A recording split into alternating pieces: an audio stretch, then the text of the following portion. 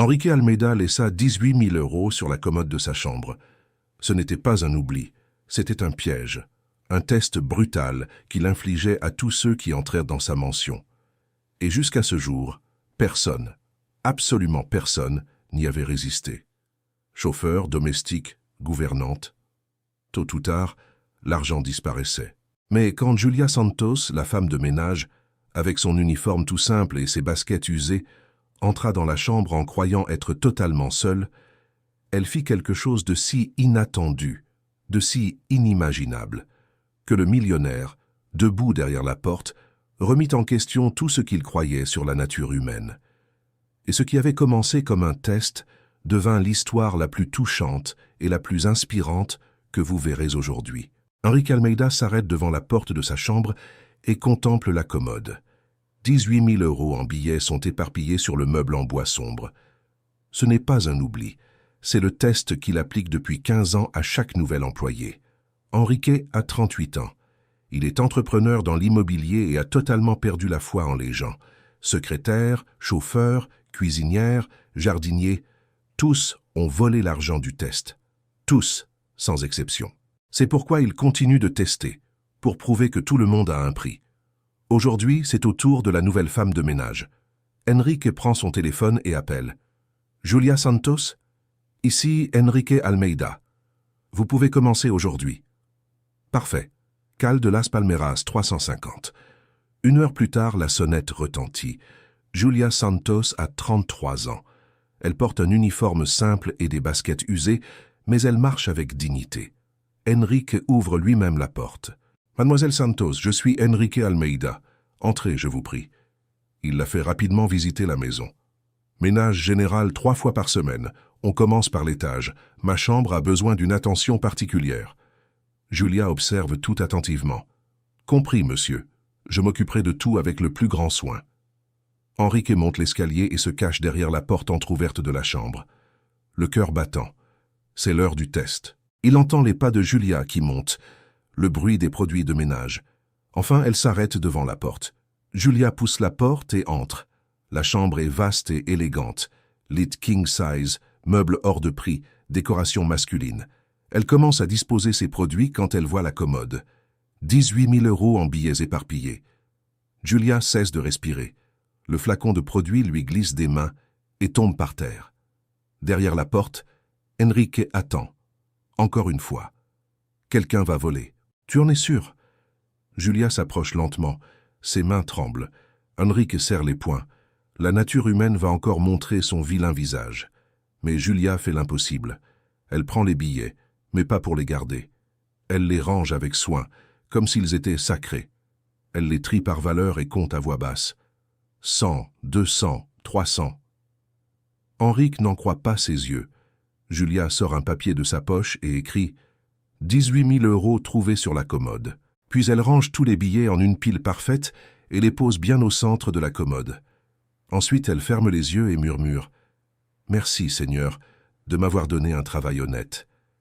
Aide-moi à toujours faire ce qui est juste. » Enrique reste paralysé. En 15 ans de test, personne n'avait résisté.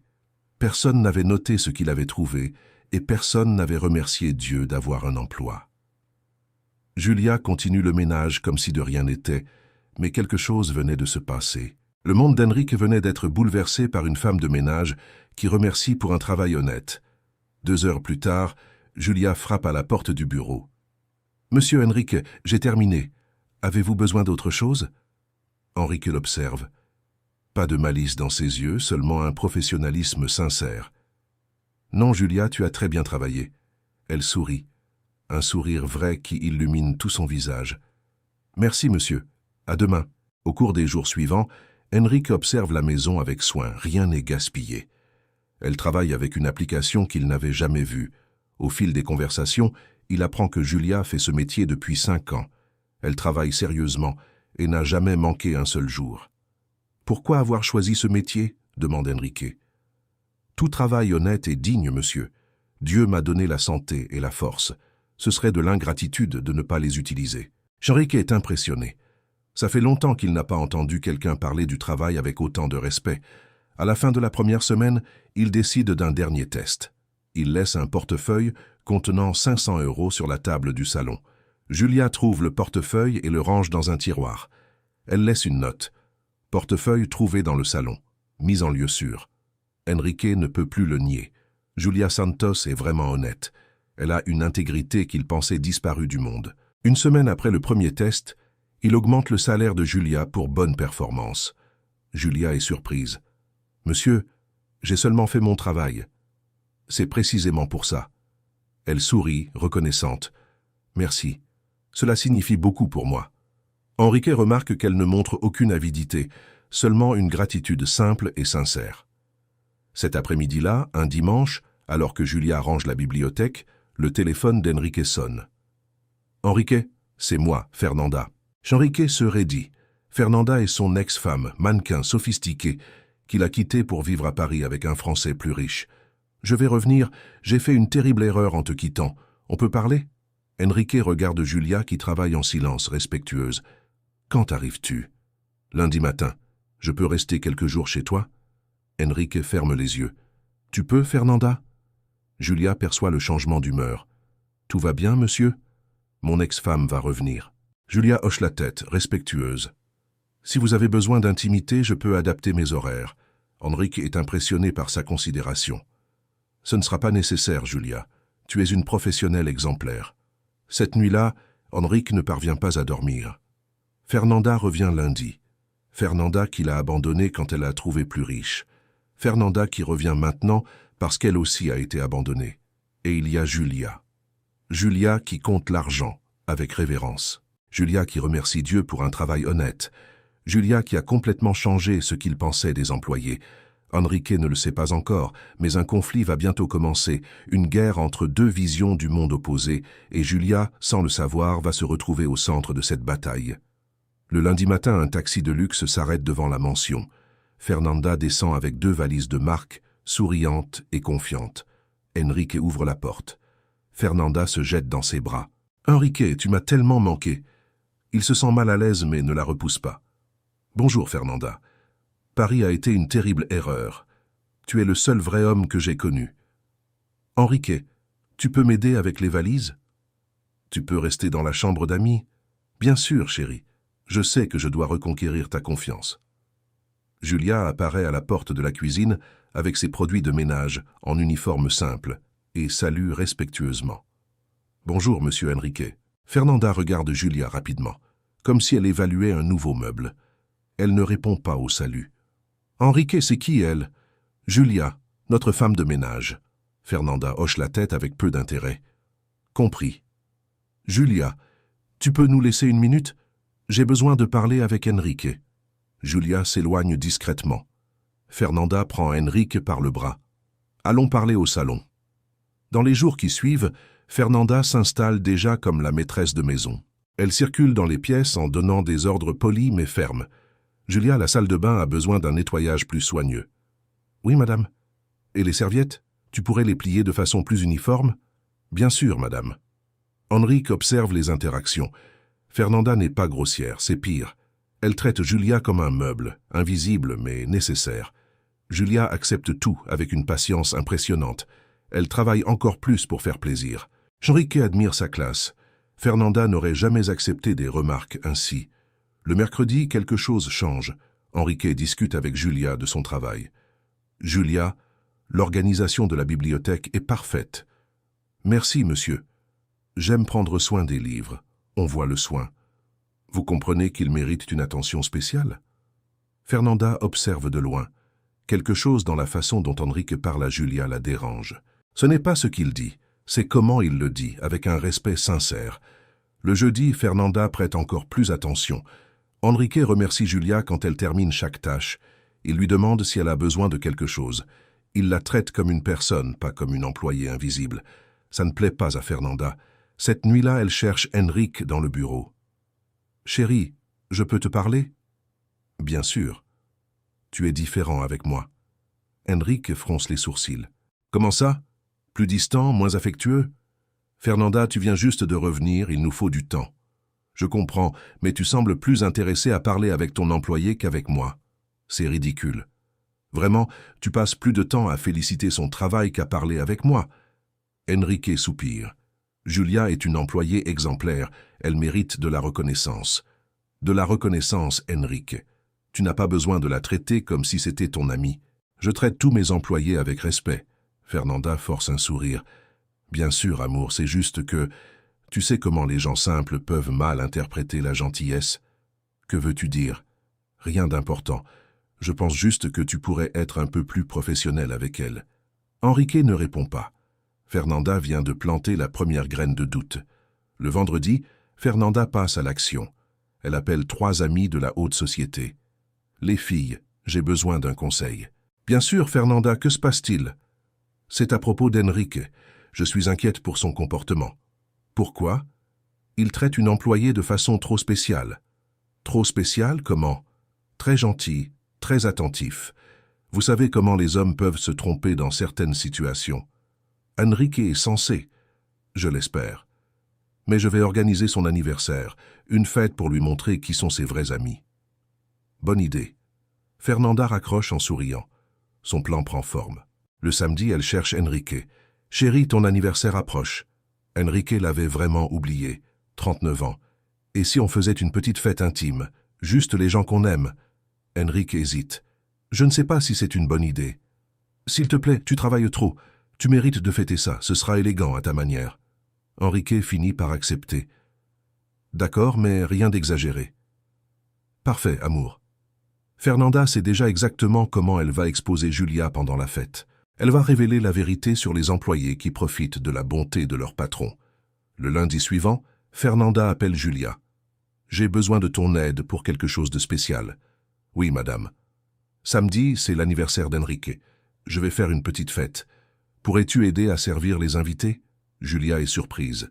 « Madame, je n'ai jamais servi lors de fêtes. Je ne fais que le ménage. » Ce n'est pas difficile. Tu es soigneuse et polie. Je suis sûr que tu t'en sortiras très bien. Julia réfléchit. C'est une occasion d'aider davantage. Si madame pense que je peux, je le ferai. Tu vas très bien t'en sortir. Ce sera une soirée spéciale pour nous tous. Fernanda sourit, mais c'est un sourire qui n'atteint pas les yeux. Julia ne perçoit pas le danger. Le mardi, Fernanda appelle d'autres amis. La liste des invités s'allonge. Entrepreneurs, avocats, médecins, toute l'élite locale. Elle va organiser une très belle fête. Elle confie à une amie. Enrique va adorer voir qui sont ses vrais amis. Le mercredi, Enrique remarque un mouvement étrange. Fernanda, plus animée que d'habitude, presque anxieuse. « Tout va bien ?» demande-t-il. « Parfait. J'organise chaque détail de ta fête. Ce sera inoubliable. » Enrique a un mauvais pressentiment. Il connaît Fernanda depuis des années. Quand elle est aussi agitée, c'est généralement qu'elle prépare quelque chose. Le jeudi, Julia commente avec Enrique à propos de la fête. « Monsieur, votre ex-femme m'a demandé d'aider à servir samedi. J'espère ne pas vous décevoir. »« Ex-femme, corrige Enrique, et je suis sûr que tu t'en sortiras très bien, mais il est inquiet. Pourquoi Fernanda n'a-t-elle pas engagé des serveurs professionnels? Parce qu'elle utilise Julia. Le vendredi, veille de la fête, Fernanda est radieuse, Julia est nerveuse, Enrique est méfiant. « Demain sera parfait, » dit Fernanda pendant le dîner. Enrique la regarde. « Fernanda, qu'est-ce que tu prépares exactement? » « Rien d'important, amour, juste une fête d'anniversaire normale. » Mais son sourire dit le contraire, et Enrique comprend enfin que demain ne sera pas une fête normale. Ce sera un champ de bataille, et Julia n'a aucune idée quelle sera la cible principale.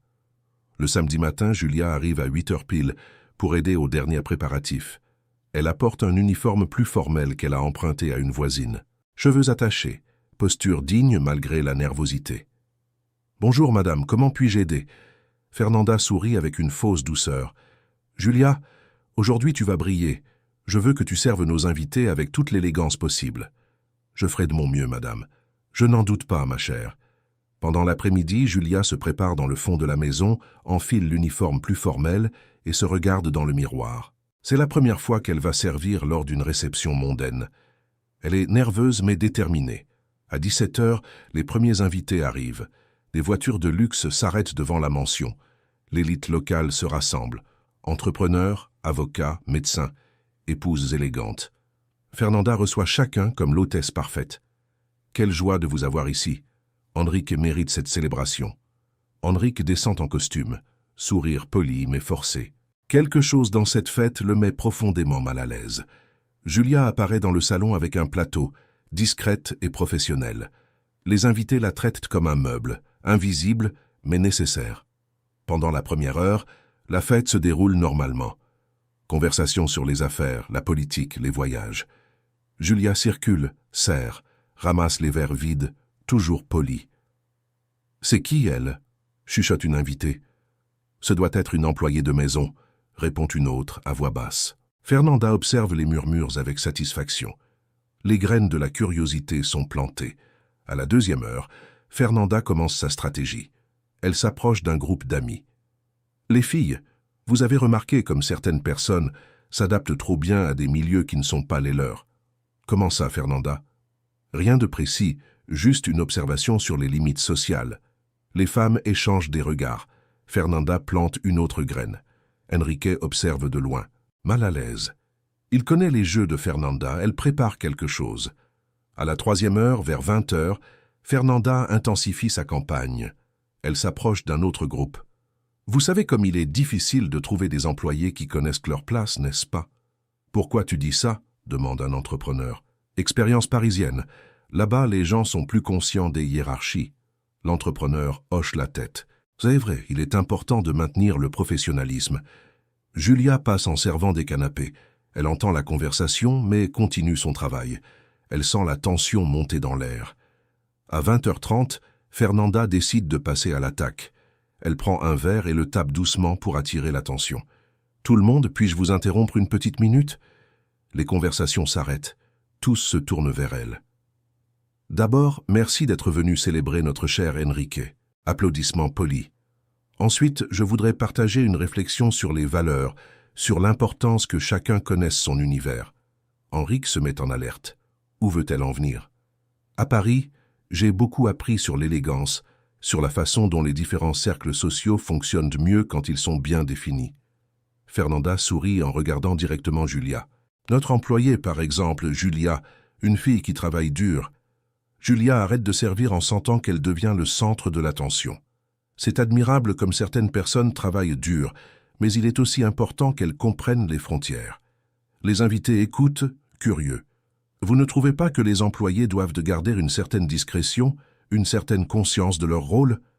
Murmure d'approbation. La trappe se met en place. « Julia, chérie, peux-tu t'approcher une seconde ?» Julia hésite. Enrique sent le danger, mais ne sait pas encore comment réagir. « Pas besoin d'avoir honte. Viens. » Julia s'approche lentement, plateau à la main. Elle garde une posture digne, malgré l'inconfort. « Tout le monde, voici Julia Santos. Elle nous aide pour le ménage de la maison. Pause calculée. »« Julia, tu aimes ton travail ?»« Oui, madame. » Sa voix sort ferme. « Superbe. Et tu comprends quelle est ta fonction ici ?» Julia relève le menton. « Je suis femme de ménage, madame. »« Parfait. Et les femmes de ménage doivent-elles avoir des aspirations au-delà de leurs fonctions? » La question est cruelle, mais dite avec une élégance venimeuse. Julia répond avec dignité. « Le travail honnête est digne, madame. »« Bien sûr, ma chère, mais tu seras d'accord qu'il existe des différences entre personnes de milieux différents. » Enrique serre les poings. Fernanda est en train d'humilier Julia subtilement. « Différence d'opportunité. »« Oui, » répond Julia en gardant sa classe. « Exactement. Donc tu comprends qu'il faut garder l'humilité adaptée à sa place. » Le silence devient lourd. Julia est publiquement diminuée. « Je comprends ma position, madame. Merveilleux.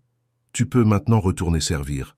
Les adultes vont continuer à discuter. » Julia se retourne pour partir, mais trébuche légèrement. Quelques verres vacillent sur le plateau. « Attention, ma chère, » dit Fernanda avec une fausse sollicitude. « On ne voudrait pas d'accident. » Certains invités rient discrètement. Julia rougit, mais pas de honte, de colère contenue. Enrique n'en peut plus. Sa voix tranche l'atmosphère. « Fernanda. » Tous se tournent vers lui. « Qu'est-ce que tu fais exactement ?»« Enrique, chéri, je ne fais que clarifier les rôles sociaux. Clarifier ou humilier. » Le choc envahit la salle. « Enrique, tu exagères. Ce n'est qu'une conversation sur l'adéquation. »« L'adéquation. » Enrique s'approche. « Je vais te parler d'adéquation. » Les invités sont suspendus à ses lèvres. « Julia Santos est la personne la plus adéquate que j'ai connue. Plus adéquate que la moitié des gens présents ici. soupir choqué dans l'assistance. Elle a trouvé une somme importante d'argent dans ma maison et n'a pas touché un centime. Fernanda pâlit. Pendant ce temps, mon ex-femme revient de Paris parce qu'elle a été échangée contre plus jeune. Enrique. Fernanda a le culot d'humilier quelqu'un qui vaut 10 fois plus qu'elle. Silence absolu. Maintenant, tout le monde peut tirer ses propres conclusions sur qui a vraiment de la classe ici. Les invités sont divisés. Certains approuvent Enrique, d'autres sont mal à l'aise. Fernanda, furieuse, essaie de garder la contenance. « Enrique, tu es en train de faire un scandale inutile. » Le scandale, c'était d'humilier une personne innocente. Fernanda se rend compte qu'elle a perdu le contrôle de la situation, mais elle ne se rend pas. Ça ne va pas en rester là, Enrique. Les invités commencent à partir peu à peu, gênés par la tension. Certains saluent Julia respectueusement avant de sortir. 1 heure plus tard, la maison est presque vide. Ne reste qu'Enrique, Fernanda et Julia. « Monsieur Enrique, dit Julia calmement, merci de m'avoir défendu. »« Julia, tu t'es défendue toute seule. Tu as gardé ta dignité quand d'autres ont essayé de te l'enlever. Fernanda est toujours là, humiliée mais pas vaincue. Enrique, tu as fait une erreur aujourd'hui. Laquelle? Avoir choisi une employée plutôt que moi. J'ai choisi une personne de caractère plutôt qu'une personne qui n'en a pas. » Fernanda prend son sac. « Je vais à l'hôtel ce soir, mais je reviendrai demain pour qu'on parle quand tu seras rationnel. » Elle sort en claquant la porte. Enrique regarde Julia. « Tu vas bien? »« Oui, et merci de croire en moi, Julia. Aujourd'hui, j'ai vu que le caractère vaut plus que l'origine. Tu m'as appris ça. Fernanda est partie vaincue. Mais Enrique sait que ça ne veut pas dire qu'elle a complètement abandonné. Les gens comme elle n'acceptent pas facilement la défaite. Le dimanche matin, un jour après la fête, Enrique se réveille pensif. L'humiliation que Fernanda a fait subir à Julia hier était inacceptable. Il ne peut pas laisser une personne aussi intègre sans protection. Il va à la cuisine et trouve Julia qui prépare le café comme d'habitude.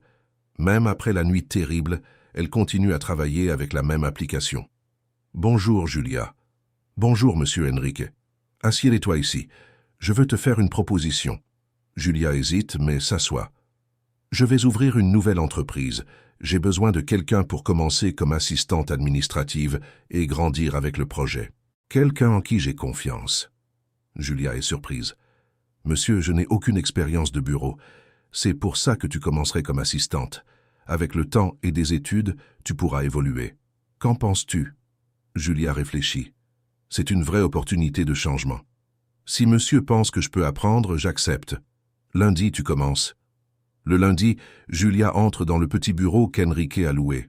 C'est simple, mais ça représente une nouvelle vie. Elle porte une tenue de ville basique, nerveuse mais déterminée. « Voici ton bureau, dit Enrique. Je t'apprendrai petit à petit. Les premières semaines sont difficiles. » Julia se trompe avec l'ordinateur, se perd avec les téléphones, met du temps à apprendre les protocoles, mais elle ne baisse jamais les bras. « Comment ça va ?» demande Enrique un vendredi. « Difficile, mais j'apprends. Merci pour la patience. Tu t'améliores chaque jour. » Quand elle maîtrise les bases, Julia gère déjà l'essentiel, répond au téléphone avec assurance, organise les documents, prend les rendez-vous.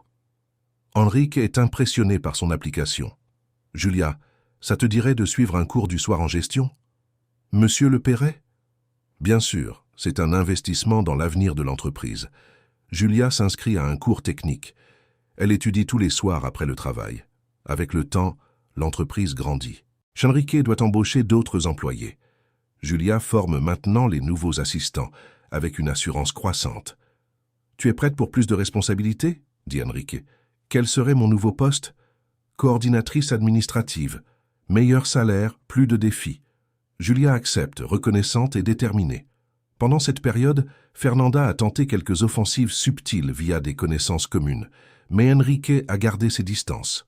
Elle a découvert la promotion de Julia et s'est mise en rage, mais elle prépare maintenant son coup avec plus de soin. Fernanda appelle un journaliste qu'elle connaît. « J'ai une histoire intéressante pour toi sur du népotisme en entreprise. » Julia affronte les défis, elle se débrouille bien comme coordinatrice, gère une équipe de 5 personnes, contrôle les budgets, négocie avec les fournisseurs, mais elle fait encore quelques erreurs. Le rapport financier a des problèmes, prévient Enrique. Un matin, Julia rougit. « Pardon, monsieur. J'apprends encore. C'est normal, tout le monde se trompe au début. On va le corriger ensemble. » Pour l'inauguration de la nouvelle siège, Enrique organise un événement important avec clients et presse. Julia est nerveuse. Et si quelqu'un remet en question mes compétences? Alors tu montres tes résultats. Les chiffres parlent d'eux-mêmes. Cette semaine-là, Fernanda exécute son plan. Elle appelle tous les clients importants pour semer le doute sur Julia.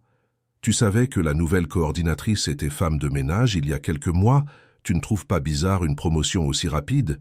Certains clients prennent leur distance. Ils commencent à hésiter à venir à l'inauguration. Le jour de l'inauguration. L'événement a lieu un jeudi soir.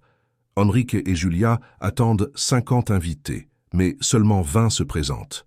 Enrique remarque que quelque chose cloche. « Pourquoi si peu de clients ?» chuchote Julia. « Je ne sais pas, mais on va faire de notre mieux. » Pendant les présentations, certains entrepreneurs posent des questions techniques difficiles à Julia. Elle répond avec assurance, montrant qu'elle a étudié. « Impressionnante maîtrise des chiffres », commente un client.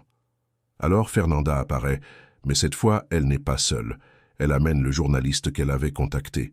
« Enrique, quelle surprise de te trouver ici. » Enrique se raidit. « Fernanda, tu n'étais pas invité. Je suis venu avec mon ami journaliste. Il fait un reportage sur les opportunités entrepreneuriales. » Le journaliste s'approche de Julia avec un enregistreur. « Madame Julia, est-il vrai qu'il y a quelques mois vous étiez femme de ménage ?» Julia est surprise par la question directe. « C'est vrai. »« Oui. » « Comment expliquez-vous une ascension aussi rapide ?» Julia regarde Enrique puis répond « Travail acharné et dévouement. » Vous ne pensez pas qu'il pourrait y avoir d'autres raisons? L'insinuation est claire. Julia rougit mais garde son calme. « Quelles raisons suggérez-vous, monsieur ?»« Eh bien, favoritisme personnel. » Enrique va intervenir, mais Julia l'arrête d'un geste. Elle a appris à se défendre seule. « Monsieur le journaliste, avez-vous accès aux résultats de l'entreprise ?»« Non. Alors permettez-moi de vous les montrer. » Julia prend un dossier et l'ouvre. Ces derniers mois, notre productivité a augmenté de 40%. Les coûts ont baissé de 15%. Nous avons 0 plainte client concernant le service. Les entrepreneurs présents écoutent attentivement.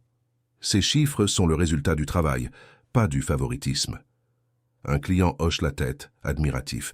Les chiffres ne mentent pas. Le journaliste tente une autre approche. Mais passer de femme de ménage à coordinatrice, c'est un sacré exploit. Je suis d'accord, coupe Julia avec une fermeté croissante. Et je compte bien continuer à progresser professionnellement.